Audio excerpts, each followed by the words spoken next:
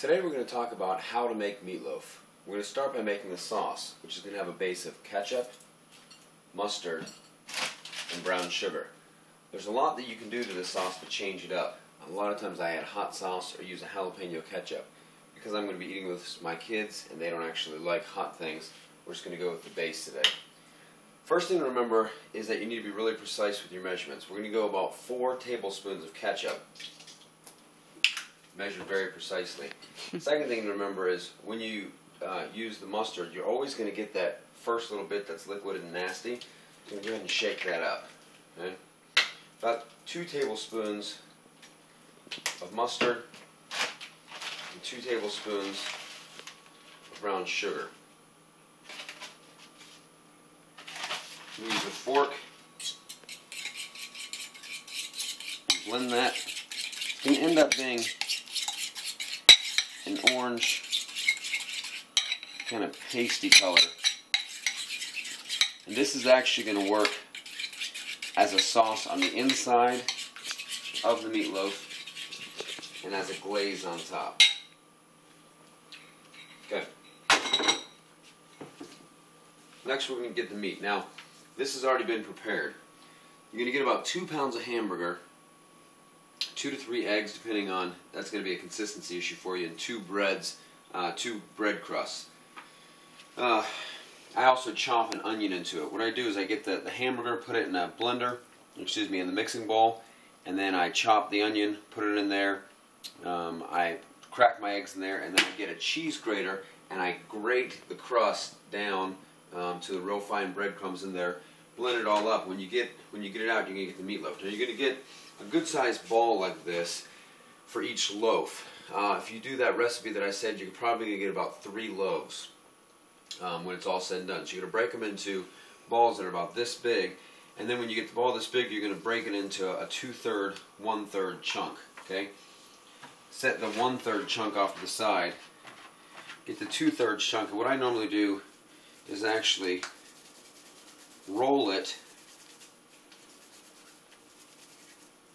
into a longer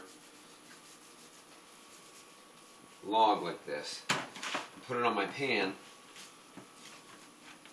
press it down flat. Okay? You want it to look about like a house slipper. Okay? Then what you're going to do is you're going to press the middle down even more. Make a depression in it, which is going to raise the sides up a little bit.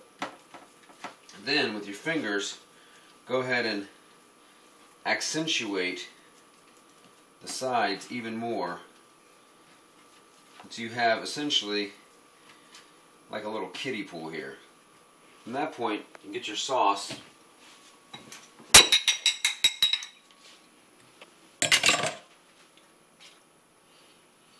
and ladle some down on the inside. Now in the book, I call for goat cheese. If you were to use goat cheese, this is the point at which you would use it. I would layer in the goat cheese down here in the bottom. The traditional recipe just calls for mozzarella, and that's all I'm using today. You fill up, depending on your tolerance or preference for cheese, you're going to fill this trough up with a good bit of cheese. Like I said, if you're using the goat cheese, I'd go ahead and put that in first after the sauce, and then I put that cheese in there.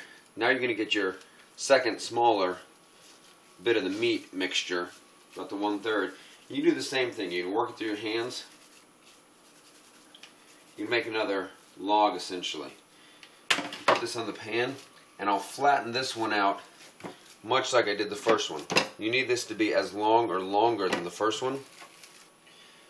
What you're going to do is you're going to put this down into the trough there. Now, the key at this point is, because you have 2 very separate parts, you don't want the filling to come out. Okay? So, you're going to smooth these down. What I normally do is get the bottom and roll it up over the top to fix that seam. Because while you're baking, you don't want the cheese to run out. So by pulling up and kind of twisting and pinching, you get rid of that seam. Then I smooth it down back into a nice loaf shape, and then get some more of your topping and ladle it on and spread it around. When you bake it at 350 for about 30-35 minutes, what this is going to do is this glaze is going to caramelize and give you a nice sweet crunchy glaze on the top. After it's baked, you're going to slice and serve.